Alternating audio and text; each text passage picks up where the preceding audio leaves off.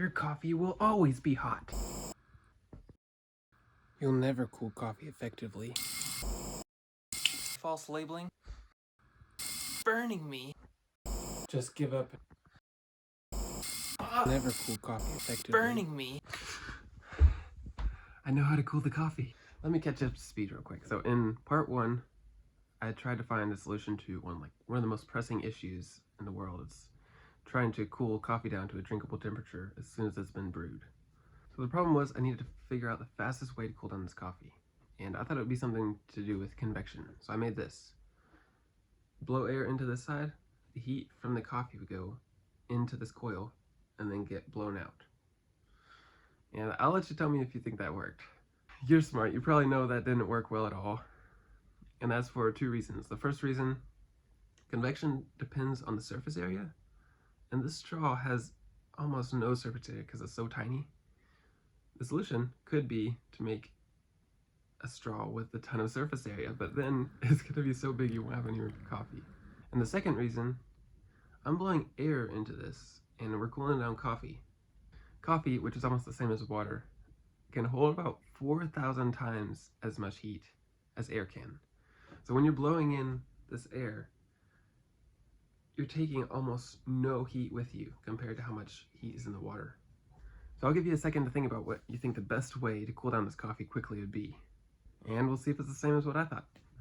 Have you been burned by the cool people at Cafe Legal Solutions? Have you been fooled by false labeling? Because here at Cafe Legal Solutions, we get you the compensation you deserve, leaving you with cool coffee. Cool coffee. Cool coffee, huh? Well, tell that to your customer, Mr. Benova. We hate to see customers like you suffer from the mistakes of CafeCool. That's why we developed the AlPal. It's an aluminum block for your coffee. And if you call within the next 3 minutes, you can get your very own AlPal for only 15 payments of $19.99. This is an aluminum block. It can hold about 22% of the amount of heat that water can. So it'll be able to take quite a bit of that energy from the coffee. But the really cool thing about it is how fast it can conduct heat. And the thermal conductivity is just how fast a material wants to move that heat. So air, it's like, okay, I've got a little bit of heat. Let's think, yeah, okay, I'll pass it on. But aluminum or copper, as soon as they get that heat, they're like, get rid of it, pass it on, we're getting rid of this. You ever thought about how whenever you touch metal, it feels cold? It's not because the material is cold. Everything in the room is the same temperature. It's because this aluminum wants to move heat a lot faster. So you put heat from your finger on it, and it's just gonna take that heat. It's just gonna move it along as fast as it can. And it's that transfer of heat that you're feeling. It's not that it's colder, it's that it's taking heat from your body faster.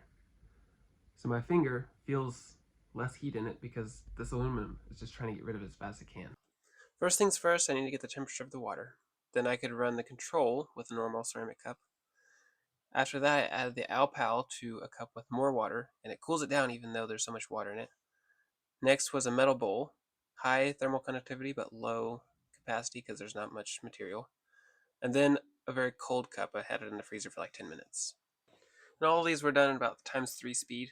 Okay, this is the one with the aluminum block again. I wanted you to be able to see it closer. So the math says it should drop about 9 degrees just from the aluminum. Of course, the cup is also taking some, but it's pretty consistent. Okay, let's wrap up all these ideas. So if you're trying to cool your coffee quickly, convection is probably not the answer. Instead, we want to look at a couple things. The first thing that's not quite as important is the thermal conductivity, which is how fast whatever we have, that cup or a piece of aluminum, can take in that heat from the coffee. But then the thing that's more important than that is the heat capacity. How much our cup or how much our piece of aluminum, how much heat can that material hold?